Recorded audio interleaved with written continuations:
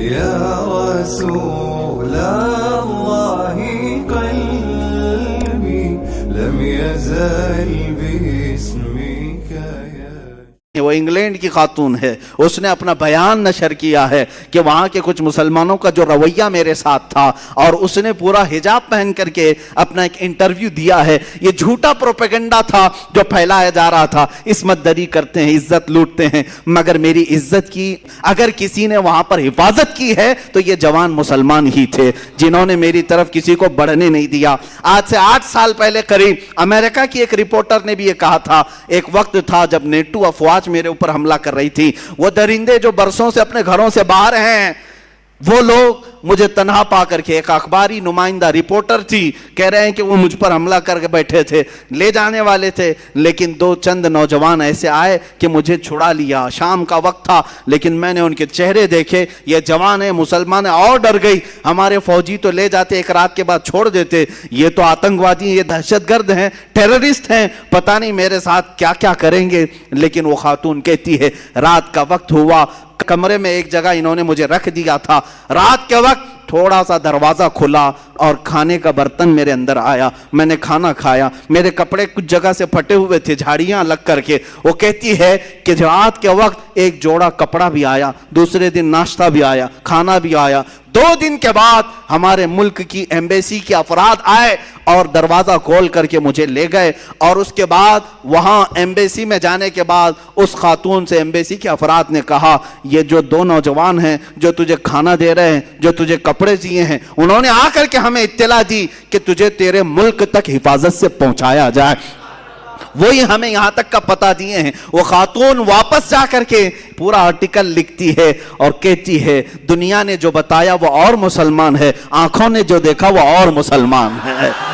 نوجوانوں، آج بھی تم اخلاق مصطفیٰ سے لوگوں کو قائل کر سکتے ہو، ان کو اپنا گرویدہ بنا سکتے ہو۔ صدیق اکبر کے زمانے میں وہ یہودی عورت جس نے خط لکھ کر کے امیر المومنین سے کہا تھا میں مدینے میں رہنا نہیں چاہتی، میں یمن جانا چاہتی ہوں، میرے گھر والے رشتہ دار سب وہاں ہیں، خلیفہ اول صدیق اکبر نے 2 جوانوں کو اس عورت کے ساتھ کر دیا، لے جاؤ اسے یمن تک چھوڑاؤ۔ اس کو اونٹنی پر بٹھایا، وہ 2 جوان لے کر کے نکلتے تھے۔ وہ خاتون کہتی ہے جگہ جگہ چوکیاں آتی تھی، چیکنگ پوائنٹ آتے تھے، لوگ پوچھتے تھے کہاں سے آ رہے ہو، کہاں جا رہے ہو۔ یہ 2 جوان جواب دیتے خلیفہ اسلام صدیق اکبر کی مہمان ہے، ملک یمن جا رہی ہیں، تو فوراً چوکی کھول دی جاتی، کوئی اونٹ کے اوپر نظر تک نہیں اٹھاتا تھا۔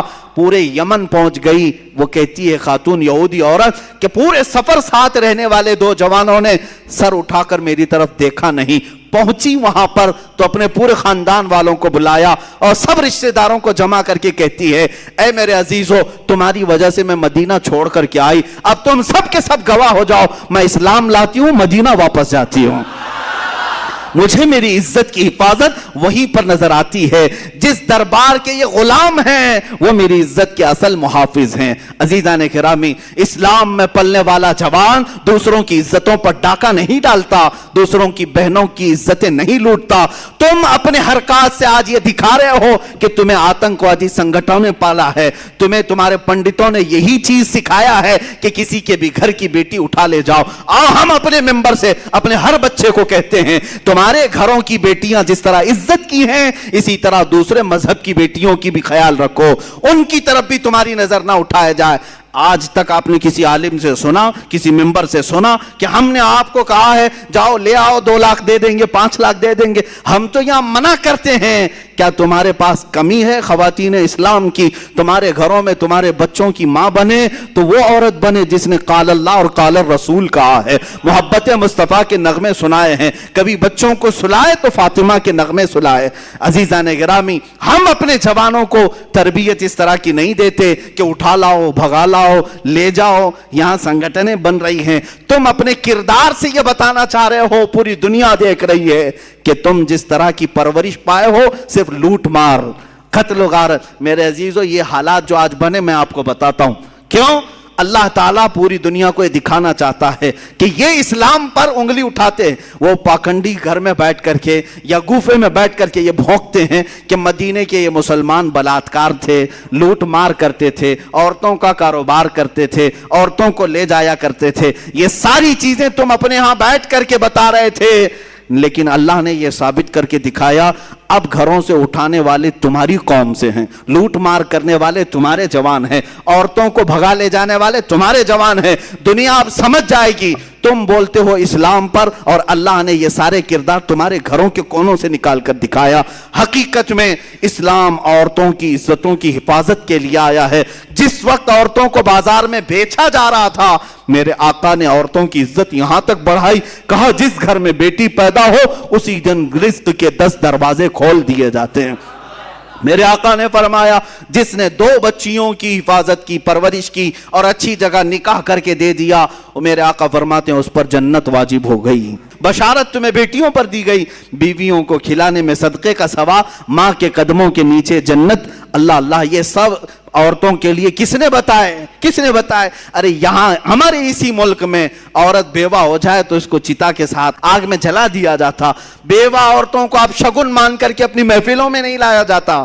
آج تک یہ روایات موجود ہیں، آج تک ایسی ودواؤں کے بہت سارے ایسے علاقے بنے ہوئے ہیں جہاں عورتوں کو چھوڑ دیا جاتا ہے۔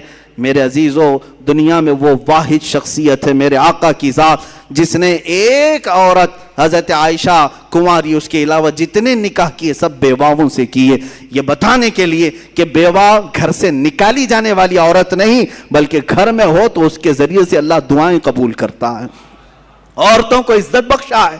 میں اپنی بچیوں کو آج یہ باتیں اس لیے سنا رہا ہوں کہ تمہاری تاریخ اندھیرے میں نہیں ہے، تمہاری تاریخ سیاہ نہیں ہے، روشن ہے۔ اسلام میں عظیم خواتین موجود ہیں، کردار کے بھی، عمل کے بھی۔ اب میں آپ کو وہ بھی باتیں بتاؤں جنہوں نے اسلام میں یہ مشقتیں تو اٹھائی لیکن جنگوں میں بھی وہ شریک رہی ہیں۔ حضرت ام عمارہ رضی اللہ تعالیٰ عنہ جنگ خندق میں حصہ لیتی ہیں، جنگ احد میں حصہ لیتی ہیں، یہاں تک کہ ان کے متعلق 7 غزوات میں حضور کے ساتھ گئیں۔ کئی صحابیاں، آپ پوچھیں گے عورتوں پر کہاں جہاد؟ کہا نہیں تھا، لیکن کس لیے جاتی تھی؟ 700 فوجی، 1000 فوجی اسلام کے ہیں، سب کا کھانا تنہا بنا کر کے کھلاتی تھی۔ حضرت ام سلیت ایک صحابیہ ہیں، حضرت عمر فاروق کے پاس ایک چادر آئی تو وہ تقسیم کرنے کی چادر تھی، لوگوں نے کہا آپ اپنی بیوی اور اپنی بیٹی کو دے دیں۔ حضرت عمر نے کہا نا، یہ ام سلیت کو میں دوں گا چادر۔ کہا کیوں؟ کہا وہ جنگ خندق میں اور کئی غزوات میں مشق بھر بھر کر کے مجاہدین کو پانی پلایا کرتی تھی۔ ایسی صحابیاں حضرت اسماء بنت عمیس رضی اللہ تعالیٰ عنہ جنگ یرموک میں، جنگ قادسیہ میں، جنہوں نے جھوپڑیوں کی چوب اٹھا کر، لکڑیاں اٹھا کر کے رومیوں پر ایسا حملہ آور ہوئی تھی کہ وہ جنگ جو فتح ہوئی ان خواتین کی وجہ سے ہوئی۔ حضرت صفیہ مدینہ طیبہ کی حفاظت پر تنہا ایسی بہادری کا کردار ادا کر رہی۔ یہودی داخل ہوئے تھے عورتوں کے درمیان، انہوں نے خود اپنا نیزہ اٹھا کر کے سر قلم کر دیا۔ وہ مثالی خواتین ہیں، وہ دبک کر کے بیٹھنے والی نہیں، بلکہ ایک صحابیہ حضرت خنسہ رضی اللہ تعالیٰ، کافی میں نے صحابیات کا ذکر کیا، ان کی برکتیں اللہ ہماری بچیوں کو عطا کرے۔ حضرت خنسہ ایک وہ صحابیہ ہیں جو جنگ قادسیہ میں پہنچی، ان کے 4 جوان بیٹے تھے۔ یہ مشہور شاعرہ ہیں عرب کی، یہ ایمان لانے سے پہلے جب شعر و شاعری کرتی تھی، مرثیہ پڑھنے کا ایک طریقہ تھا عرب میں، جب کوئی مر جاتا تو اس کے تعریفیں کر کر کے لوگوں کو رلاتے تھے، مرثیہ کر اس کو کہتے ہیں۔ تو یہ مرثیہ پڑھنے میں مشہور تھی خنسہ۔ ان کے بھائی اور اس کے رشتہ دار انتقال کیے تھے زمانہ جاہلیت میں، تو مشہور ہے حضرت خنسہ نے 2 سال تک عرب والوں کو رلایا اشعار میں، ایسے ایسے اشعار لکھتی تھی کہ لوگ رونے لگ جاتے تھے، اور ایمان لائی۔ 4 بیٹوں کو لے کر کے حضرت عمر فاروق کے زمانے میں جنگ قادسیہ میں پہنچ گئی۔ رات کے وقت اپنے پرانے اشعار پڑھنے لگی، لیکن اب بدل گئے تھے اشعار۔ اپنے بیٹوں کو کہتی تھی تمہاری ماں نے کبھی بدکاری نہیں کی، تمہارے باپ نے کبھی خیانت نہیں کی، اے جوانوں اگر تم دین مصطفیٰ کے کام آ گئے تو خنسہ کا سر بلند ہوگا۔ وہ رات بھر اشعار پڑھتی رہی، صبح جب اٹھے جنگ شروع ہوئی، وہ بڑی گھمسان کی جنگ تھی۔ شام سے پہلے لوگوں نے آ کر کے بتایا حضرت خنسہ کو کہ تمہارے 4 بیٹے شہید ہو گئے، 1 نہیں 2 نہیں 3 4، اور سب میں یہ خبر پھیل گئی کہ اب حضرت خنسہ کیسے کیسے اشعار بیان کریں گی۔ بھائی کے مرنے پر 2 سال عرب کو رلایا تھا، 4 بیٹے مرے، اب کیا کہے گی؟ سب آ کر کے جب پوچھتے ہیں کہ خنسا 4 بیٹوں کی لاش پر تم کیا مرثیہ پڑھو گی، سب کو جمع کرتی ہیں اور کہتی ہیں میرے غم پر اور مرثیہ پر اشعار سننا چاہتے ہو، سنو۔ ہر بیٹے پر میں کہتی ہوں انا للہ و انا الیہ راجعون۔ اب اسلام میں آ چکی، ایمان لائی ہوں، بے شک ہم اللہ کے لیے اور اللہ ہی کی طرف لوٹنے والے ہیں۔ 4 بچے جوان دے کر کے بھی وہ جو ثابت قدم رہی، عزیزان گرامی، ان خواتین پر لاکھوں سلام، ان کی تربتوں پر کروڑوں سلام۔ آج اپنے قوم کی بچیوں کو جاتے جاتے یہ درس ضرور دوں گا کہ تم ٹی وی سیریل اور اس طرح کی بھیانک جرائم کی کتابیں پڑھ کر کے اپنے کردار کو آگے نہ بڑھاؤ، اپنی زندگی کو آگے نہ بڑھاؤ۔ تم اگر کچھ دیکھ کر کے آگے بڑھنا چاہتی ہو تو سیدہ کائنات کی سیرت کو اٹھاؤ، سیدہ خدیجۃ الکبریٰ کی سیرت اٹھاؤ۔ انٹرنیٹ تمہارے ہاتھ میں بھی ہے، موبائل تمہارے ہاتھ میں بھی ہے، کبھی یہ سرچ کر کے کیوں نہیں دیکھتی اسلام میں خواتین کا کیا کردار ہے، اسلام میں عورتوں کی کیا قربانیاں ہیں؟ یہ بھی تو ذرا پڑھو، تمہارے جذبے جوان ہوں گے، اور تمہارے جذبے جس وقت جوان ہوں گے یقیناً تمہاری گودوں سے بھی حسین و حسن کے غلام پیدا ہوں گے۔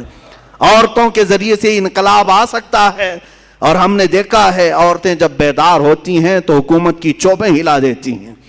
ہاں، ان عورتوں پر لعنت جو اپنے گھروں سے نکل کر کے بازاروں اور سڑکوں میں آ کر کے بینر لے کر کھڑی ہو گئی، ہمارے پڑوسی ملک میں ہمارا جسم ہماری مرضی، ہمارا جسم ہماری مرضی، یہ بینر لے کر کے گھوم رہی ہیں۔ تو لعنت ہے، تم صرف اپنا کردار نہیں بتا رہی بلکہ جس گھروں سے یہ آئی ہیں عورتیں ان کے ماں باپ پر بھی دنیا لعنت کرے گی۔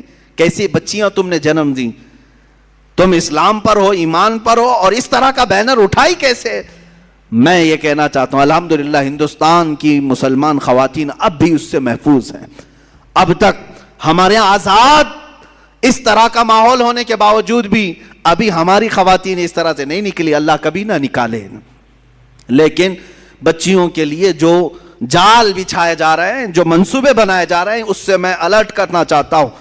اے نوجوان بچیوں، اپنے خوابوں کو حضور پاک صلی اللہ علیہ وسلم کی محبت میں سپرد کر دو کہ بہت سارے ٹیلی ویژن پر جو دکھائے جاتے ہیں وہ حقیقت نہیں ہوتے، یہ جادوگری ہے، یہ شعبدہ بازی ہے، وہ حقیقت نہیں ہوتا۔ ان سب چیزوں کو دیکھ کر کے تم ریئل لائف میں کرنے مت جانا، یہ حقیقت نہیں ہے، یہ پردے سیمی پر دکھا کر کے گمراہ کر کے تمہاری لائف کو بیکار کرنے کے آلے ہیں۔ بس دنیا لہو و لعب ہے، آخرت تمہارا ہمیشہ کا گھر ہے۔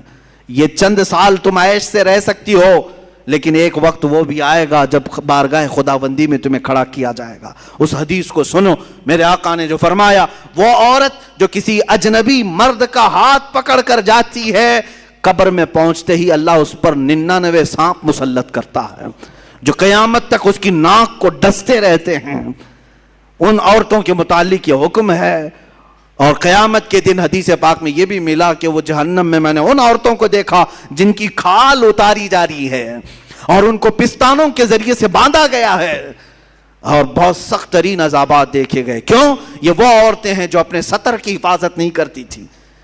بچیوں کے لیے حیا بہت بڑی قیمتی چیز ہے۔